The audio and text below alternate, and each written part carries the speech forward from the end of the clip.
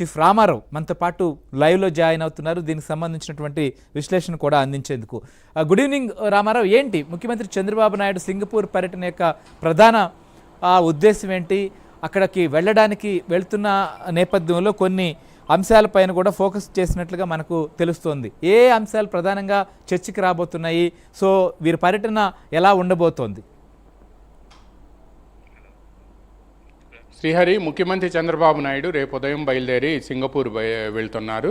సింగపూర్లో ఈ నెల 15, 16 తేదీల్లో అంటే సోమవారం, మంగళవారం ఆయన వివిధ సమావేశాల్లో పాల్గొంటున్నారు.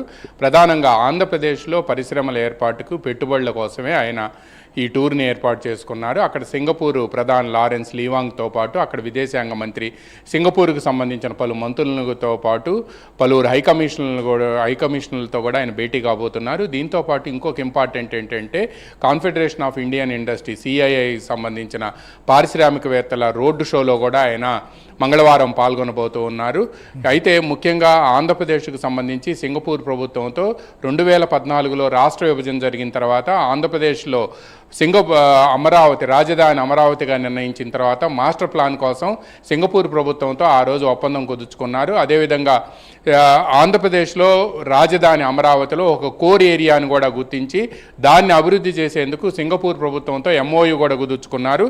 ఆ MOUలో సింగపూర్ గవర్నమెంట్లో ఉండే ఒక కార్పొరేషన్కి అంటే సింగపూర్ ప్రభుత్వంతో పాటు అసెండాస్ సింబ్కార్ప్ అని చెప్పి ఈ 3 సంస్థలు కూడా అక్కడ కొత్తగా ఉండే సిటీలని డెవలప్ చేయడంతో పాటు అక్కడ కోర్ ఏరియాని డెవలప్ చేసి పెట్టుబడిదారులను ఆకర్షించడంతో పాటు ఆ సిటీలో ఒక డెవలప్మెంట్ అట్మాస్ఫియరు, ఒక ఎకో క్లైమేట్ తీసుకురావడం కోసం అప్పట్లో ఈ కార్పొరేషన్ ట్రై చేసింది. ప్రపంచంలో చాలా దేశాల్లో కూడా ఈ సింగపూర్ కన్సార్టియం ఏదైతే ఉందో సింగపూర్ ప్రభుత్వం, అసెండాస్ అండ్ సింబ్కార్ప్ ఈ 3 సంస్థలు ఏవైతే ఉన్నాయో ఈ 3 సంస్థలు కూడా ఈ చాలా సిటీలను డెవలప్ చేసిన చరిత్ర ఉండటంతో దీంతో MOU చేసుకున్నారు.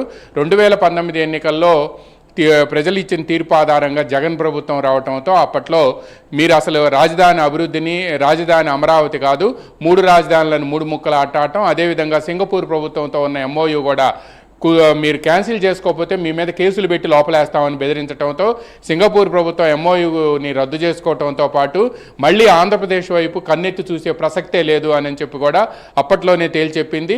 ఈ నేపథ్యంలోనే రాష్ట్రంలో మళ్ళీ 2024 ఎన్నికల్లో కూటమి ప్రభుత్వం అధికారంలోకి వచ్చిన తర్వాత వాళ్ళు మేనిఫెస్టోలో కూడా ఒకే రాజధాని, అది అమరావతి, ఒకే రాష్ట్రం ఒకే రాజధాని నినాదంతో రావడంతో ప్రజలు కూడా అబ్సల్యూట్ మెజారిటీ ఇచ్చారు. 94% స్ట్రైక్ రేట్తో 164 స్థానాలను కైవసం చేసుకొని కేవలం ప్రతిపక్ష హోదా కూడా రాకుండా 11 స్థానాలతో జగన్ని పక్కన కూర్చోబెట్టారు.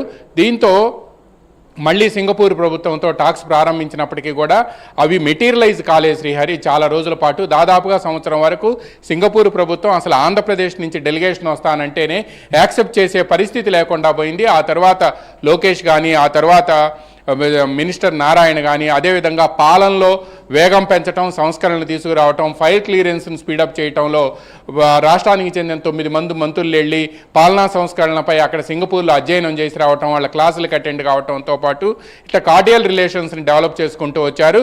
ఇక ఫైనల్గా ముఖ్యమంత్రి చంద్రబాబు నాయుడు అక్కడికి వెళ్తూ ఉండటంతో అక్కడ ఉండే పారిశ్రామికవేత్తలతోనూ అదేవిధంగా సింగపూర్ నుంచి ఇక్కడికి వచ్చి రాజధానిలో ఇప్పటి వరకు జరిగిన అభివృద్ధి, అదేవిధంగా ఇప్పుడు జరుగుతున్న అభివృద్ధితో పాటు ఇవన్నిటినీ కూడా వాళ్ళకి ప్రజెంట్ చేయటం, అదేవిధంగా రాష్ట్రంలో 3 ప్రాంతాలను కూడా ఈక్వల్గా డెవలప్ చేస్తున్నామని, ఆటోమొబైల్ ఇండస్ట్రీ మొత్తం రాయలసీమ, సాఫ్ట్వేర్ ఇండస్ట్రీ మొత్తం కూడా విశాఖపట్నం అంటే ఉత్తరాంధ్ర, అదేవిధంగా పాలనా వ్యవహారాలన్నీ కూడా హైకోర్టు కానీ, సెక్రటేరియట్ కానీ, లేకపోతే ఇతర పాలనా వ్యవహారాలన్నీ కూడా రాజధాని అమరావతిలో తీసుకొచ్చే విధంగా చేస్తున్నామని, అన్ని ప్రాంతాల అభివృద్ధి, సమగ్ర అభివృద్ధికి ప్రయత్నం చేస్తున్నామని, ఈ దశలో రాజధాని అభివృద్ధితో పాటు రాష్ట్రంలో మిగతా ప్రాంతాల్లో కూడా పెట్టుబడులు పెట్టేందుకు ముందుకు రావాలి అనే ప్రధాన ఉద్దేశంతోనే ముఖ్యమంత్రి అక్కడ ఉండే పారిశ్రామికవేత్తలతో మాట్లాడటంతో పాటు సింగపూర్లో ప్రపంచంలో ఉండే చాలా కంపెనీలన్నీ కూడా అక్కడ హెడ్ క్వార్టర్స్ పెట్టుకొని అక్కడ నుంచి కూడా వాళ్ళ ఆపరేషన్స్ అన్నింటినీ కూడా కంట్రోల్ చేస్తూ ఉంటాయి.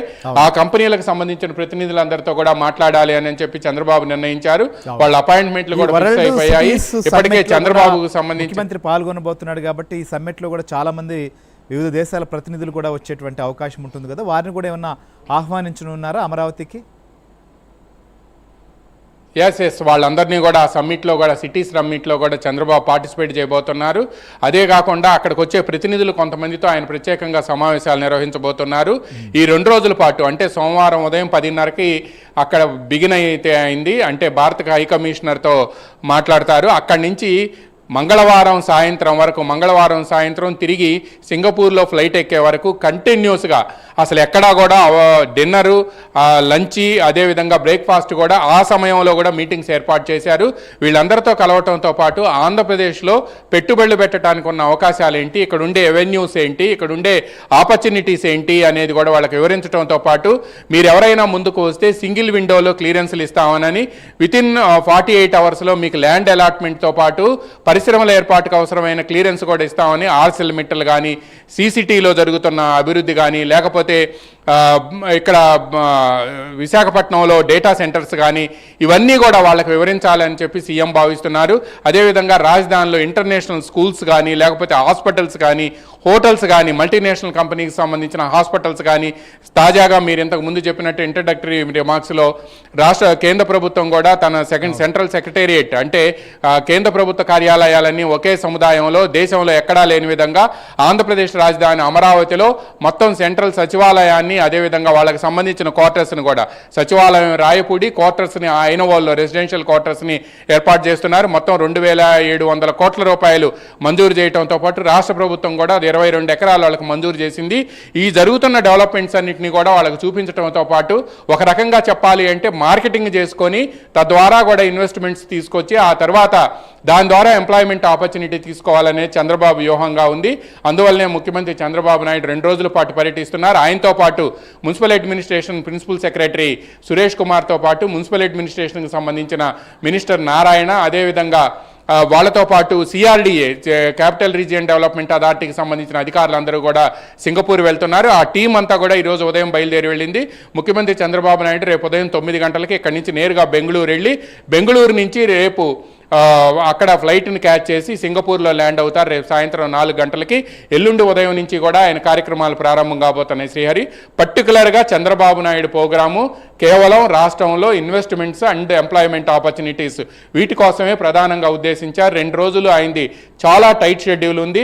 ఈ టైట్ షెడ్యూల్లో భాగంగా ఆయన చాలామంది పారిశ్రామికవేత్తలతో పాటు కాన్ఫెడరేషన్ ఆఫ్ ఇండియన్ ఇండస్ట్రీ, మీరు చెప్పినట్టు సిటీస్ సమ్మిట్, అదేవిధంగా సింగపూర్ ప్రైమ్ మినిస్టర్ లారెన్స్ లీవాంగ్తో పాటు సింగపూర్ ఎక్స్టర్నల్ అఫైర్స్ మినిస్టర్, అక్కడ ఇండస్ట్రీస్ మినిస్టర్తో పాటు ఫైనాన్స్ మినిస్టర్ వీళ్ళందరినీ కూడా కలవబోతున్నారు. వాళ్ళందరినీ కూడా ఆ టీం మొత్తాన్ని కూడా ఆంధ్రప్రదేశ్కు పంపించి మా దగ్గర ఉండే ఆపర్చునిటీస్ ఏంటి, వైజాగ్లో ఏం ఆపర్చునిటీస్ ఉంటాయి, సాఫ్ట్వేర్ని ఎలా డెవలప్ చేస్తున్నాం, అమరావతిలో క్వాంటమ్ వ్యాలీ ఏంటి, తర్వాత అమరావతికి సంబంధించి అడ్మినిస్ట్రేటివ్ క్యాపిటల్గా ఎలా తీర్చిదిద్దుతున్నాం, రాయలసీమలో ఆటోమొబైల్ ఇండస్ట్రీ, అదేవిధంగా ఎనర్జీ సెక్టార్లో నాన్ కన్వెన్షనల్ ఎనర్జీకి సంబంధించి ముఖ్యంగా సోలార్ అండ్ విండ్ పవర్కి సంబంధించి ఎలా అనుమతులు ఇస్తున్నాము. దీంతోపాటు తిరుపతిలో ఇప్పుడు మోటార్ సైకిల్కి సంబంధించిన ఇది కూడా రాబోతోంది.